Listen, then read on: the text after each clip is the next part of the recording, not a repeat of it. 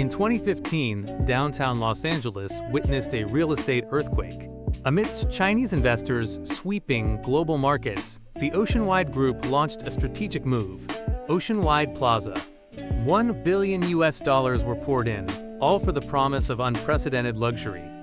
Imagine a complex of 3 massive towers, where you could wake up in a penthouse worth tens of millions of dollars, take an elevator down to enjoy services at the prestigious Park Hyatt hotel, and shop at high-end flagship stores.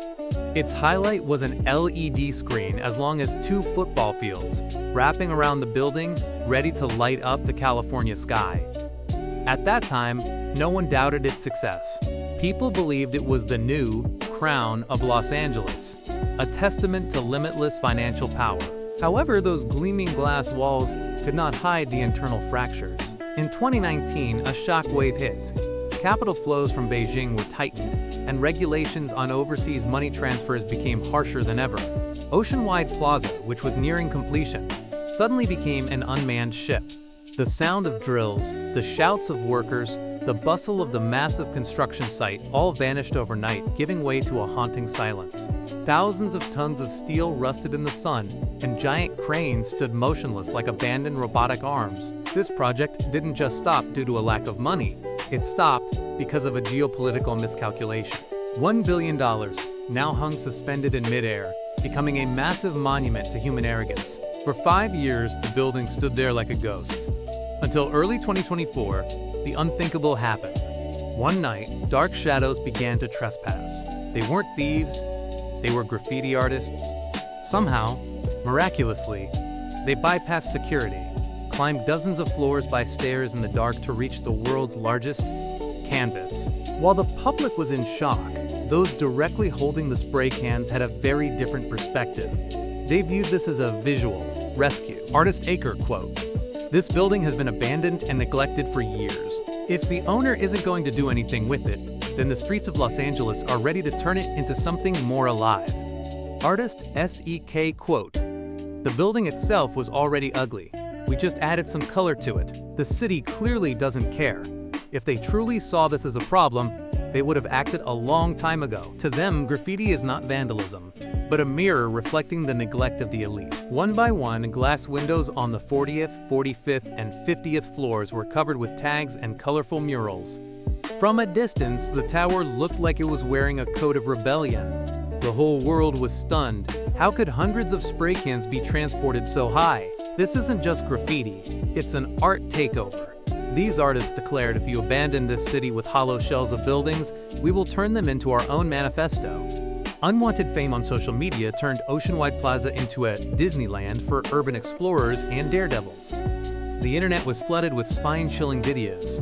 Base jumpers plunging from the 50th floor into the night. TikTokers climbing railings-free edges just to hunt for views. Inside the building, the scene was even more haunting. Dark hallways, thick dust, dangling wires, and an atmosphere thick with danger. The Los Angeles Police Department, LAPD, was caught in a dilemma. They had to mobilize hundreds of officers every night just to catch trespassers. The city even had to approve an emergency budget of nearly $4 million just to fence off a private property burdened with debt. A building that should have contributed to the economy was now bleeding taxpayers' money every day. But behind those vibrant colors lies a harsh reality of security and legal issues. Authorities do not consider this art at all. Former Police Chief Michelle Moore, quote, "Make no mistake, this is not art, this is a crime. We have to mobilize massive resources just to prevent deadly accidents that could result from this recklessness." Architect Douglas Hanson, quote, "It's like a beacon signaling. Come here and cause trouble. It creates a negative message for the entire region and has become a global notoriety." Today, as sunset falls over Los Angeles, the sunlight still reflects on the remaining glass panes of Oceanwide Plaza, intertwined with vibrant graffiti streaks. It is no longer just a real estate project. It has become a cultural phenomenon, an unhideable urban scar. It reminds us of the fragility of billion-dollar dreams and the powerful rise of street values when order is abandoned. Will this tower be torn down to erase a sad memory, or will an investor be brave enough to clean the paint and finish the incomplete dream? Until then, Oceanwide Plaza will still stand there, Splendid in its desolation and noisy in its silence, a billion-dollar lesson on greed, failure, and the power of color. The existence of Oceanwide Plaza is like an open wound, exposing the most painful corners of a megacity. DTLA Residents Association, quote, "This is a representative image of the real neglect that downtown Los Angeles has experienced over the past decade."